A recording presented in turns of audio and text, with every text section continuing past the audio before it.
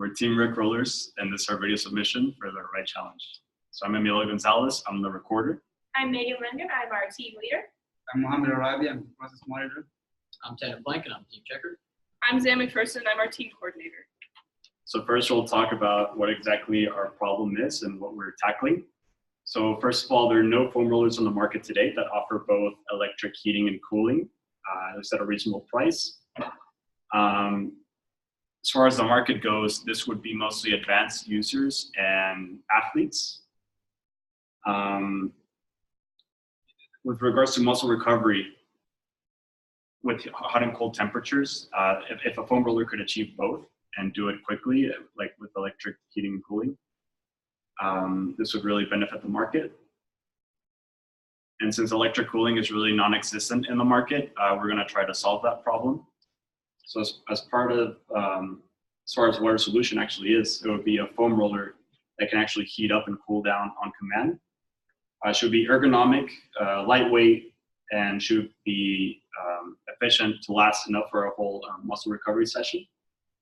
So as far as the benefit goes, it would be better muscle recovery, as well as allowing athletes to get back into the action sooner after an injury. So now we're going to demo the actual product that we're working on. So in order to get electrical heating and cooling, we purchased these devices called Peltier devices, and they work by applying a voltage charge on the two different sides of a metal plate, and this voltage difference creates the temperature difference. So I have some of them hooked up in series here. This is just sort of a proof of what it would look like. So in order to get the heating and cooling, we made two different circuits, one of them with the plates flipped up heating side, and the other one with the plates flipped up cooling side. So that way the user can hit a button on the end of the foam roller and tell the circuit if it should direct power towards the heating side or direct power towards the cooling side.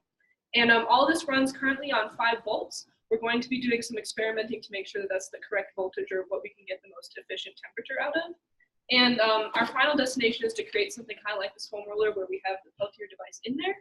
And that way we can use the hollow area to kind of store all of our circuitry and the encasing that we need to actually create the rechargeable heating and cooling foam. All right, so now we're going to move into our unique value proposition.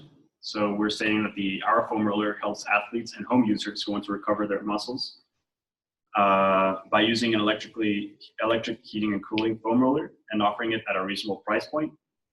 So as far as our business model goes, we're estimating a cost of $50. We're hoping to sell it at a price of around $100, hoping to get a profit of around $50 at each unit. As far as the market goes, we're targeting the segment of fitness and physical therapy. What we found is that this market is around $30 billion. As far as what tends to drive the market growth, so having better materials, better techniques with foam rollers and heating and cooling, that drives more and more customers. And as far as competition goes, there is no real foam roller that actually solves these issues of offering both heating and cooling electrically. So as far as the summary goes, like we said, we've identified the problem. We've identified how we want to solve it.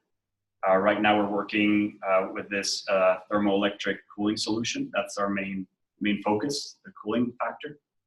And hopefully by the end of the challenge, we'll be able to come up with a foam roller that is both efficient, cheap, and helps athletes and home users to achieve a muscle recovery.